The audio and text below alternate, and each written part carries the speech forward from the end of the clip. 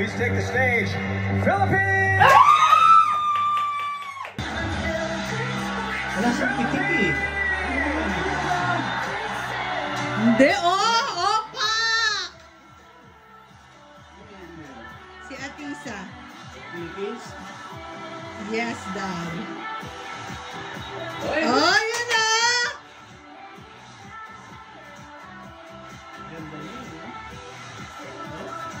Okay naman yung pasarela niya.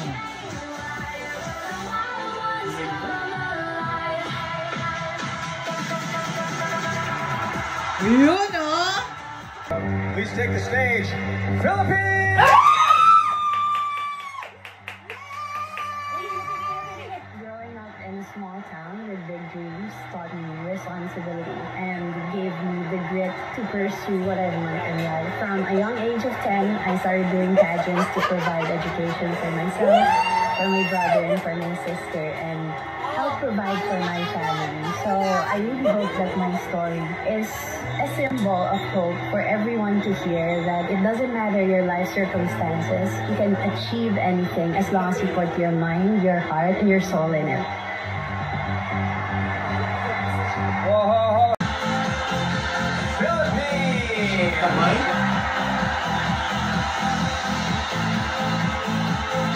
Hindi ko sa mapagulong yun. Ano yan? Parang napos. Parang yung model ng Miss Universe. Yung sa trophy. Ang ganda ng mukha niya. Kamay din yung pinanilaban ng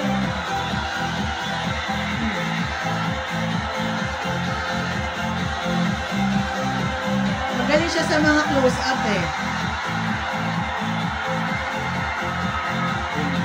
Philippines!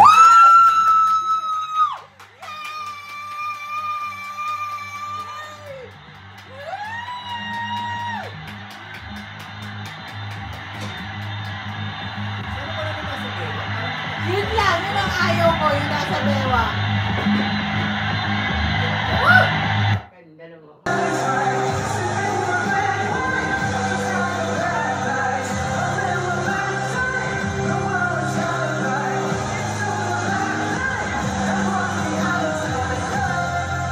Ay, nadapa!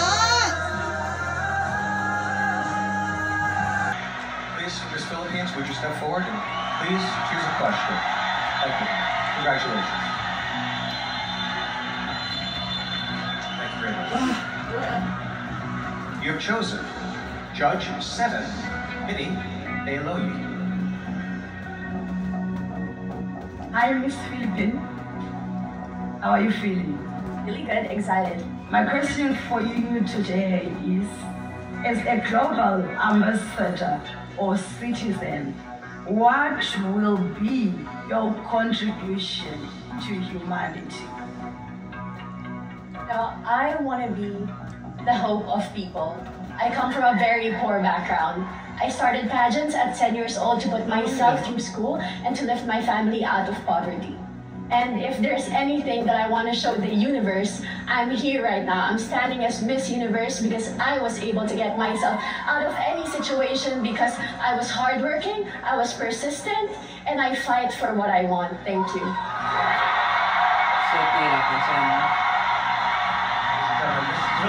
Parang Venus Ra, personal na sagot niya. For your final question. Hello, how are you? And congratulations. parang sabi, no? Sabi Miss Philippines, if you win okay. with Miss Universe tonight, how would you use this platform to empower young girls? I work with an organization called Allen Academy, where we work with young people to provide them opportunities to make them realize that it doesn't matter what your life circumstances is, it doesn't define where you will go. And I want to continue working with Allen Academy in a bigger platform like Miss Universe to pursue making sure that people who come from low-income backgrounds are given the same opportunities as everyone else. Thank you. Thank you very much. Miss Philippines, everybody. Thank you. The fourth runner-up is Mexico. Cote d'Ivoire. Oh!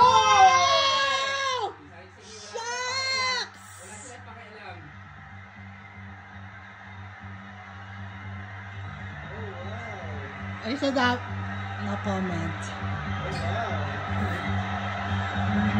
Si Philippines siya kasi sa ganda. The third runner-up is Mexico. Mexico. Philippines. Ay! Hindi. Ipaka-clear mo.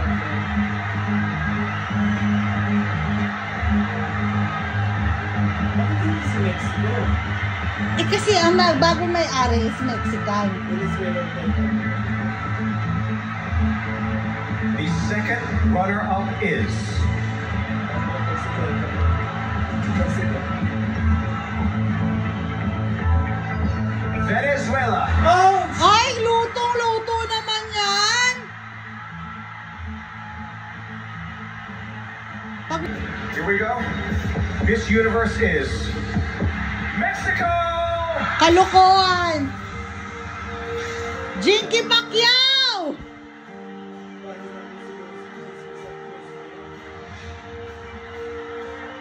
So, okay lang naman palang huwag mag-prepare sa question and answer. Congratulations.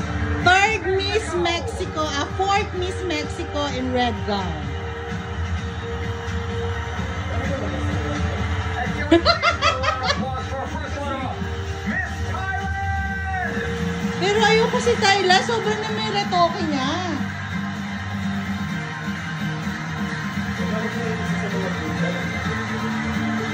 Parang hindi nga masaya yung mga tao. Congratulations. Please. Sandali, hintayin natin. First walk.